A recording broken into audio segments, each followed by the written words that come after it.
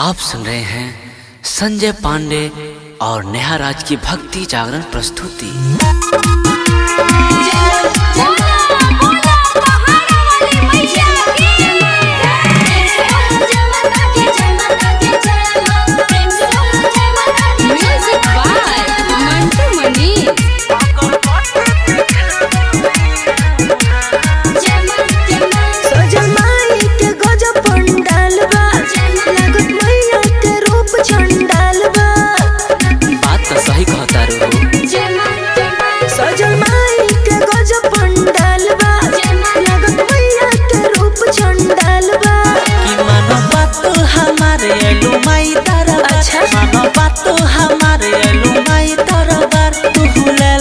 छुआ छुआ छुआ छुआ हौन से भइल बा धुआं धुआं। जय काली जय जय दुर्गे खप्पा माई के आरती दिखावो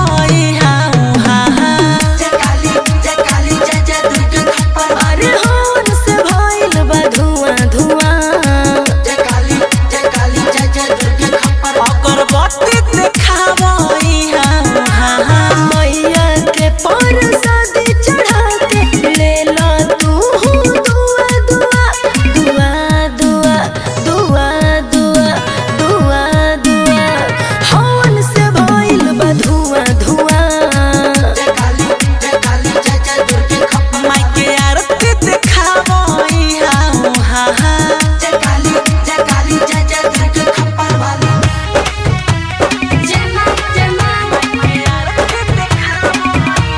पांडे रिकॉर्डिंग स्टूडियो पंचदेवरी बाजार।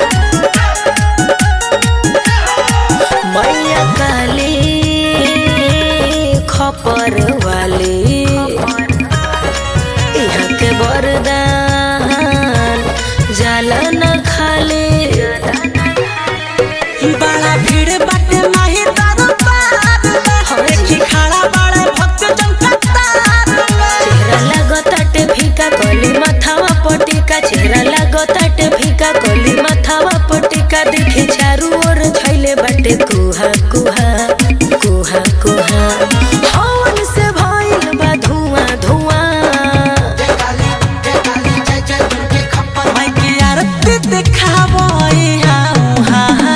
जय काली जय दुर्गे खप्पा जी हौन से भइल बा धुआं धुआं।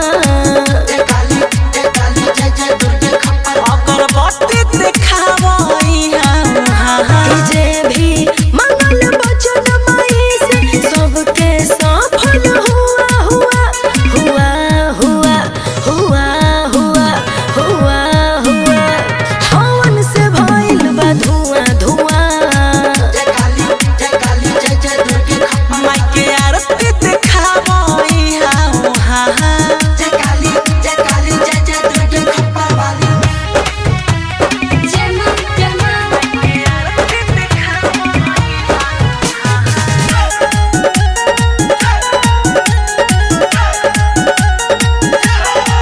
संजय पांडे मजनू मनोज पूजा करे आइब रोज रोज। कि साथे अइहा मेरा चुड़ा के लाजे पूजा कर दशहरा के मेला जे। मैं के चुनरी चढ़ाई मन के लाला सपुराई। मैं के चुनरी चढ़ाई मन के लाला सपुराई। पूरा भक्ति में डूबल भरू